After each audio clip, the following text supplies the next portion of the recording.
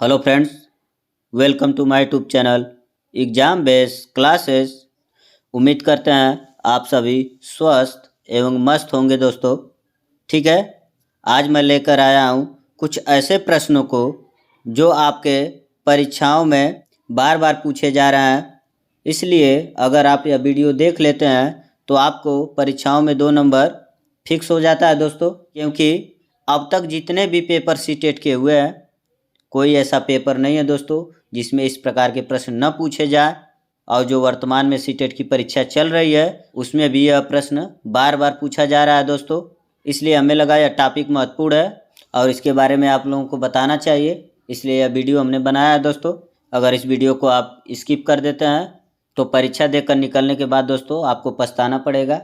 इसलिए हमारी मानिए तो इस वीडियो को पूरा देखिएगा दोस्तों, आपके 2 नंबर फिक्स होंगे। और बेसिक कॉन्सेप्ट के साथ मैं आपको बताने वाला हूं दोस्तों कि इस प्रकार के प्रश्न कैसे लगते हैं। जो प्रश्न पूछे जा रहे हैं दोस्तों वो कुछ दूरी और दिशा से संबंधित हैं। आप देख सकते हैं यहाँ हमने एक भारत का मानचित्र लिया है। इसी मानचित्र पर वे प्रश्न पूछे जा रहे हैं दोस्तों कुछ इस प्रकार से। जैसे आप देख सकते हैं यहाँ दिल्ली है और यहाँ पे झारखंड है।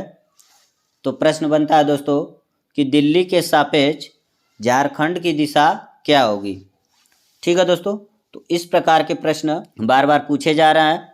इसलिए इस प्रकार के प्रश्न को समझने के लिए दोस्तों आपको यह वीडियो पूरा देखना होगा और हमारे बेसिक कॉन्सेप्ट को समझना होगा। अगर आप बेसिक कॉन्सेप्ट को समझ जाते हैं दोस्तों तो आपको इस प्रकार के प्रश्न को समझने के लिए कठिनाई का सामना नहीं करना पड़ेगा दोस्तों। ठीक है, तो मैं एक बार फिर कहता हूं दोस्तों कि यह पूरा वीडियो देखिए ताकि आपके अंदर समझ विकसित हो इस प्रकार के प्रश्नों को सॉल्व करने के लिए। ठीक है दोस्तों, तो अब शुरू करते हैं टॉपिक और कॉन्सेप्ट जो बहुत ही महत्वपूर्ण है। सबसे पहले इस प्रकार के कॉन्सेप्ट को समझना होगा। जैसे आप देख सकते हैं दोस्तों हम 2 लाइन ड्रा कर रहे हैं, एक क्षैतिज और एक ऊर्ध्वाधर। अब बात आती है दोस्तों कि मानचित्र पर दिशाओं का निर्धारण कैसे होता है या किस प्रकार से मानचित्र पर दिशाएं दिखाई देती हैं, उसको पहले समझना होगा दोस्तों। क्योंकि प्रश्न का जो प्रकार है दोस्तों वह दिशा और दूरी से ही संबंधित है। जब तक हम मानचित्र पर दिशाओं का निर्धारण नहीं समझेंगे, अपने मन में विचार नहीं करेंगे कि दिशाओं का निर्धारण किस प्रकार से होता है या मानचित्र पर किस तरह होता है, तब तक आप उस सवालों को नहीं लगा सकते हैं दोस्तों। तो आइए देख लेते हैं। हमने 2 लाइन खींच दिया है, एक ऊर्ध्वाधर और एक क्षैतिज, और यहाँ हम कुछ दिशाओं को प्रदर्शित करेंगे। आप उनको अपने दिमाग में बैठा लीजिएगा दोस्तों, क्योंकि वहीं से प्रश्न आपके आने वाले हैं। ठीक है, आप देख सकते हैं इस तरफ होता है दोस्तों पूरब, इस तरफ होता है आपका उत्तर, और इस तरफ होता है दोस्तों आपका पश्चिम, और इस तरफ होता है दोस्तों आपका दक्षिण, जिसको इंग्लिश में कहते हैं दोस्तों पूरब को ईस्ट, उत्तर को नॉर्थ, पश्चिम को वेस्ट और दक्षिण को साउथ। ठीक है दोस्तों, कुछ इस प्रकार से दिशाएं होती हैं इंग्लिश और हिंदी में। ये 4 मुख्य दिशाएं होती हैं दोस्तों। अब इसकी कुछ उप दिशाएं भी हैं दोस्तों, उसको भी आपको याद करना है क्योंकि क्वेश्चन वहीं से बनते हैं। जब सिंपल क्वेश्चन बनाना हो दोस्तों तो मुख्य दिशाओं को पूछता है, और थोड़ा सा कठिन करना हो तो आपको उप दिशाओं से प्रश्न बनता है। ठीक है दोस्तों, तो इसको आप ध्यान से देखिए। उप दिशा जो होती है दोस्तों किसी भी 2 दिशाओं के बीच की दिशा होती है। जैसे हम मान लेते हैं यहाँ पूरब और पश्चिम की उप दिशाएं क्या होंगी, तो आप देख सकते हैं यहाँ से एकदम बीच में एक लाइन ड्रा करेंगे तो ये हमारा बनेगा नॉर्थ और ईस्ट, एन और ई।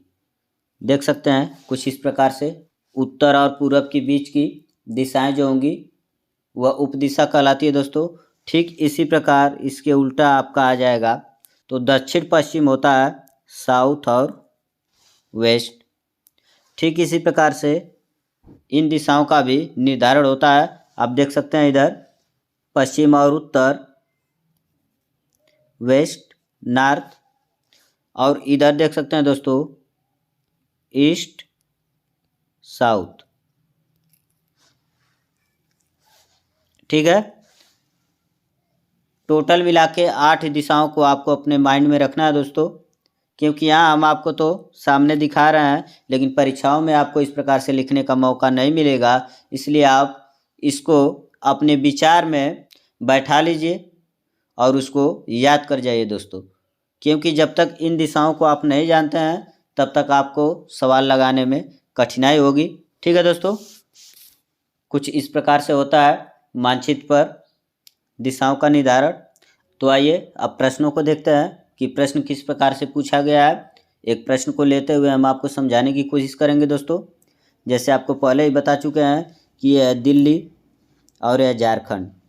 तो जो प्रश्न था दोस्तों, वह प्रश्न था कि दिल्ली के सापेक्ष झारखंड की दिशा क्या होगी। तो सबसे पहले दोस्तों हमें करना क्या है कि जिस राज्य के सापेक्ष दूसरे राज्य की दिशा पूछ रहा है, तो सबसे पहले हम सापेक्ष वाले राज्य पर चलेंगे। जैसे दिल्ली के सापेक्ष कह रहा है दोस्तों, तो दिल्ली पर चलेंगे और दिल्ली को मुख्य बिंदु मानते हुए दोस्तों हम दिशाओं का निर्धारण करेंगे। ठीक है, आप देख सकते हैं दिल्ली को मुख्य मानते हुए दोस्तों कुछ इस प्रकार से दिशाएं निर्धारण होती है। आप देख सकते हैं यहाँ पूरब, उत्तर, पश्चिम, दक्षिण। ठीक है दोस्तों, अब आप यहाँ ध्यान देंगे दोस्तों कि जो उप दिशा होती है कुछ इस प्रकार होती है। तो आप देख सकते हैं कि एक उप दिशा में झारखंड पड़ रहा है, तो वह उप दिशा का नाम क्या होगा दोस्तों। आप देख सकते हैं इधर से दक्षिण और इधर से पूरब, इसका मतलब पूरब और दक्षिण। ठीक है दोस्तों, ये हमारा हो जाएगा उत्तर। और इसी प्रकार से प्रश्न पूछे जा रहे हैं। यह प्रश्न तो थोड़ा सिंपल है दोस्तों। अब इसकी जगह दोस्तों राजधानी पूछ रहा है कि दिल्ली एक राजधानी है जो भारत की राजधानी है दोस्तों। तो प्रश्न बना रहा है कि राजधानी के सापेक्ष रांची की दिशा क्या होगी।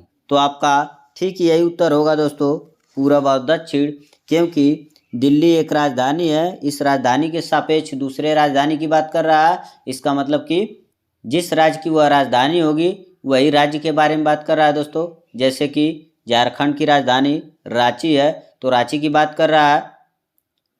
ठीक है, आगे कुछ नए नए प्रकार के प्रश्न और बन रहे हैं, उसको भी हम बताएंगे दोस्तों। और आपको 28 राज्यों को मानचित्र पे समझना होगा कि किस किस दिशा में है। उन 28 राज्यों को आपको बार बार क्या करना है दोस्तों, अपने दिमाग में बिठाना है। एक मानचित्र ले लेना है और उस मानचित्र पर आपको कुछ इस प्रकार से सभी राज्य पर बारी बारी से दिशाएं निर्धारण करके अन्य राज्यों की दिशा को आपको देख लेना है दोस्तों। जैसे हम बोल दें कि मध्य प्रदेश, तो मध्य प्रदेश पे आप देख सकते हैं कुछ इस प्रकार से दिशाएं निर्धारण करेंगे। तो आप देख सकते हैं कि मध्य प्रदेश के पूरब में कौन कौन सा राज्य पड़ रहा है दोस्तों। आप देख सकते हैं यहाँ मिजोरम, त्रिपुरा, पश्चिम बंगाल, झारखंड। ठीक है दोस्तों, इस प्रकार से आपको अपने दिमाग में या कहीं लिख कर उसको याद कर लेना है कि कौन सी दिशाएं पड़ेंगी। अगर यही मध्य प्रदेश से उप दिशा की बात करें दोस्तों, तो आपका उत्तर प्रदेश आ जाएगा, उत्तर और पूरब में, नॉर्थ और ईस्ट।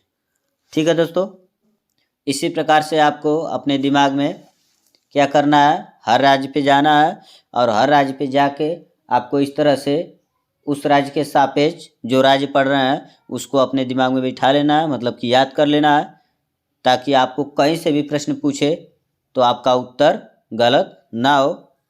और ये रहा बेसिक कॉन्सेप्ट जिससे आप समझ सकते हैं दोस्तों। कुछ राज्यों को और देख लेते हैं इसी तरह दिशा निर्धारण करके कि कौन सा राज्य किधर पड़ रहा है, जो मुख्य है, जो एकदम इम्पॉर्टेंट है, जो परीक्षाओं में पूछे जाते हैं।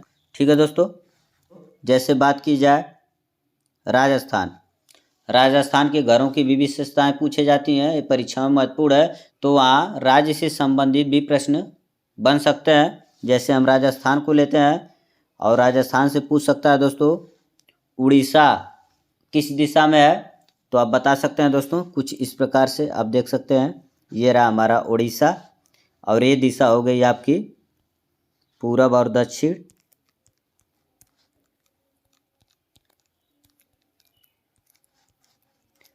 ठीक है दोस्तों, ये महत्वपूर्ण है। इसी प्रकार से आप लेह लद्दाख पर दिशा निर्धारण कर सकते हैं, क्योंकि लेह लद्दाख के बारे में भी प्रश्न बार बार बनते हैं। हिमाचल प्रदेश से बनते हैं, आपका महाराष्ट्र से बनता है। हम आगे आपको दिखाएंगे, कम से कम 4-5 क्वेश्चनों को सॉल्व करेंगे ताकि आपको समझ पर पूरी पकड़ हो जाए।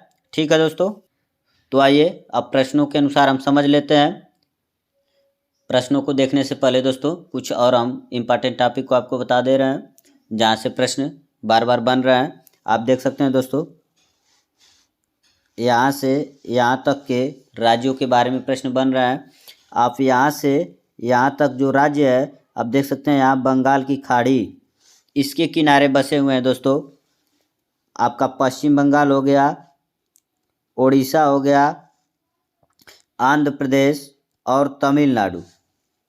ठीक है दोस्तों, आप देख सकते हैं 1 2 3 4 ही ऐसे राज्य हैं दोस्तों जो बंगाल की खाड़ी पर स्थित हैं। उसको बार बार पूछ रहा है कि बंगाल की खाड़ी पर स्थित 3 राज्य के समूह हैं। ठीक है, और ठीक इसी प्रकार आपका अरब सागर के किनारे बसे राज्यों की बात करता है दोस्तों। तो आप देख सकते हैं गुजरात अरब सागर पे स्थित है, महाराष्ट्र अरब सागर पे, गोवा अरब सागर पे, कर्नाटक अरब सागर पे और केरल।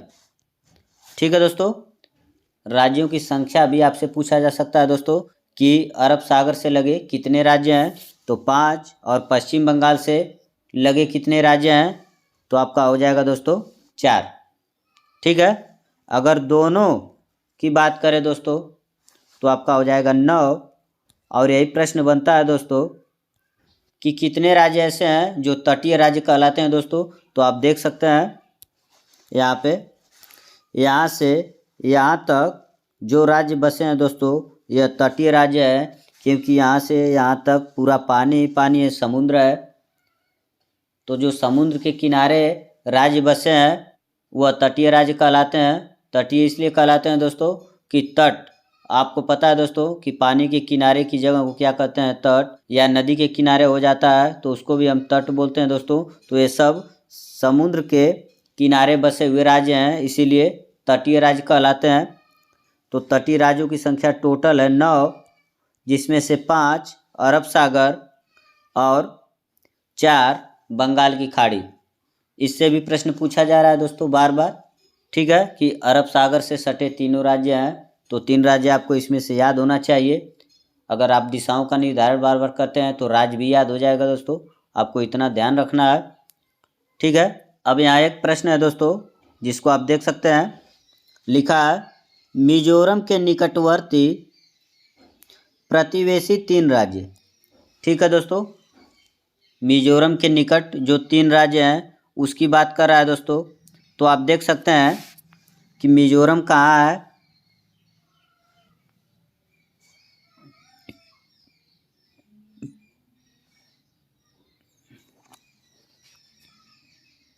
यहाँ पे मिजोरम है दोस्तों। आप देख सकते हैं यहाँ, ये है मिजोरम। तो मिजोरम से सटे या निकटवर्ती राज्य पूछ रहा है दोस्तों। तो आप देख सकते हैं यहाँ मणिपुर, ये असम और ये त्रिपुरा, यही 3 राज्य हैं दोस्तों जो इसका उत्तर होगा। तो आइए देख लेते हैं प्रश्न में उत्तर किस ऑप्शन पे है। ठीक है, आप देख सकते हैं दोस्तों त्रिपुरा, असम और मणिपुर, यही ऑप्शन आपका सही होगा। इस प्रकार से प्रश्न आ रहे हैं दोस्तों, और ये प्रश्न जो 2021-22 में परीक्षा सी-टेट की हुई है उसी से लिया गया है। ठीक है दोस्तों, आगे देख लेते हैं। आगे प्रश्न है दोस्तों, लिखा है मान लीजिए आप मध्य प्रदेश में हैं। ठीक है दोस्तों, मध्य प्रदेश यहाँ पे है, आप देख सकते हैं। इस राज्य के सापेक्ष किस दिशा में हमारे देश के सर्वाधिक घने जंगल पाए जाते हैं दोस्तों।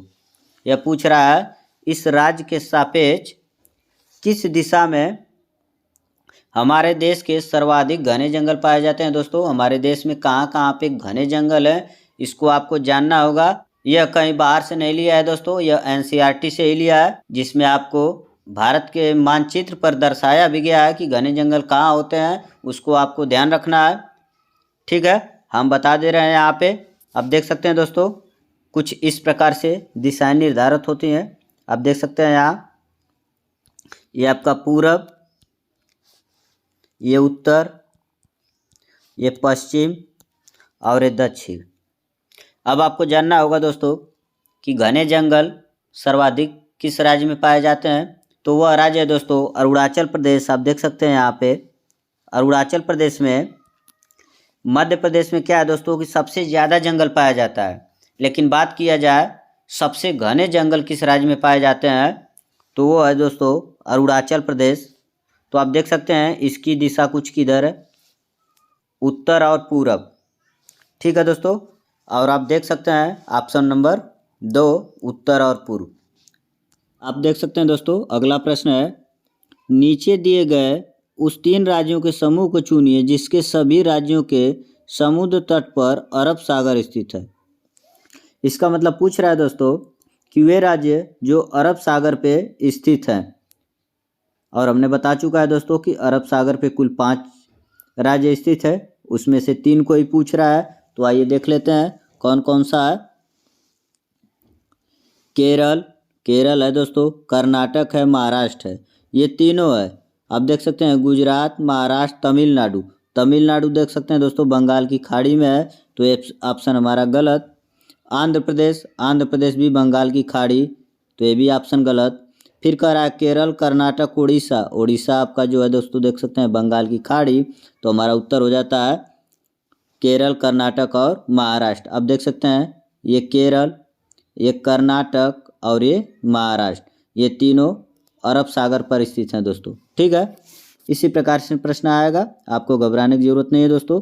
अगर इस प्रकार से आप नक्शे के अनुसार हल कर लेते हैं तो आपका 2 नंबर फिक्स हो जाएगा। ठीक है, आगे एक आध प्रश्न और देख लेते हैं दोस्तों। आगे प्रश्न है दोस्तों, कह रहा है यदि आप भारत के मानचित्र पर सरल रेखा ए बी कोलकाता जो पश्चिम की राजधानी बिंदु ए पर है से पुदुचेरी जो बिंदु बी पर है तक खींचे तो बिंदु बी के सापेक्ष बिंदु ए की दिशा होगी दोस्तों। ठीक है, सिंपल सा है दोस्तों, बस लॉजिक लगाया हुआ है, आपको बस समझना है। अगर आप बेसिक चीज़ समझे हुए हैं तो इसको लगाने में कोई परेशानी नहीं होगी दोस्तों। आप देख सकते हैं कह रहा है भारत के मानचित्र पर एक सरल रेखा खींचना है ए बी। जो पहला बिंदु है ए है वो कहाँ स्थित है ये बता रखा है दोस्तों, पश्चिम बंगाल की राजधानी कोलकाता पे। तो आप देख सकते हैं पश्चिम बंगाल कहाँ है दोस्तों, यहाँ पे है। और इसकी राजधानी की बात कर रहा है, इसका मतलब पूरे राज्य की बात कर रहा है, हम मान लेते हैं इसको ए। इसके बाद कर रहा है दोस्तों यहाँ से पुदुचेरी, तो पुदुचेरी देख सकते हैं दोस्तों आप, एक यहाँ पे है, एक यहाँ पे है और एक यहाँ पे है। तो जो मेन पुदुचेरी है दोस्तों ये वाला है। तो यहाँ से एक सरल रेखा खींचना है, पुदुचेरी खींचेंगे तो ये हमारा बी हो जाएगा। तो ए और बी से हम खींच दिए। तो पूछ रहा है कि बिंदु बी के सापेक्ष बिंदु ए किस दिशा में है। तो जब बी से हम दिशा निर्धारित करेंगे दोस्तों, तो आप देख सकते हैं ये पूरब हो गया, ये हो गया उत्तर, ये पश्चिम और नीचे आपका दक्षिण होगा दोस्तों। तो आप देख सकते हैं पूरब और उत्तर में दिशा ये हमारा दिखाई दे रहा है। बी के सापेक्ष पूछ रहा है तो हम बी के सापेक्ष ले रहे हैं दोस्तों। अगर ये के सापेक्ष पूछता तो ये से हम दिशा निर्धारित करते। ठीक है, तो आप देख सकते हैं उत्तर और पूरब में या पूरब और उत्तर में। ठीक है दोस्तों, तो उत्तर पूर्व यहाँ देख सकते हैं, ऑप्शन नंबर 4 सही होगा। ठीक है दोस्तों, इसी प्रकार से प्रश्न आपका पूछा जा रहा है और ये 100% आएगा, इसको ध्यान रखिएगा। एक प्रकार से और प्रश्न बनता है दोस्तों दिशाओं पर, जो इस प्रकार है, आप देख सकते हैं। प्रश्न पूछता है दोस्तों कि किसी ए बिंदु से एक व्यक्ति सबसे पहले पूर्व में जाता है 20 मीटर और 20 मीटर चलने के बाद वह दाएं मुड़ता है।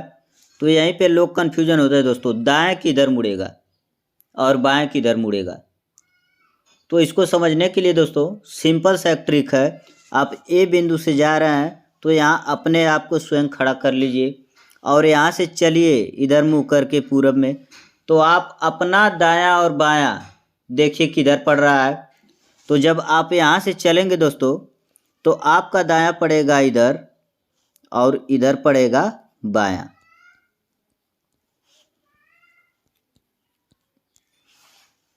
तो कह रहा है कि ए से चलता है 20 मीटर किस दिशा में, पूर्व दिशा में, और पहुंचता है बी पर। बी पर पहुंचने के बाद वह बाएं मुड़कर 20 मीटर फिर चलता है, तो 20 मीटर बाएं मुड़ेगा तो इधर आ जाएगा दोस्तों और सी पर पहुंच जाता है। और फिर आगे कहता है दोस्तों कि ए के सापेक्ष वह व्यक्ति सी स्थान पे जहाँ पहुँचा है वह किस दिशा में है। तो यहाँ से हम देख सकते हैं दोस्तों इस प्रकार से हमारा दिशा निर्धारण होगा। तो इधर पूरब होगा, इधर दक्षिण होगा, इधर पश्चिम होगा और इधर उत्तर होगा। तो यहाँ से जब भी हम सी को करेंगे तो कुछ इस प्रकार होगा। तो आप देख सकते हैं उत्तर और पूरब, इसका मतलब उत्तर पूर्व में यह सी वाला व्यक्ति, मतलब कि सी स्थान पे व्यक्ति जो होगा वह उत्तर और पूर्व दिशा में होगा दोस्तों। ठीक है, इस प्रकार से प्रश्न आता है। हमने दायां बायां समझने के लिए यह प्रश्न लिया है, नहीं तो यह प्रश्न एकदम सिंपल सा है दोस्तों। ठीक है, और इसी के साथ यह वीडियो खत्म होती है। उम्मीद करता हूँ आपको टॉपिक समझ में आया होगा।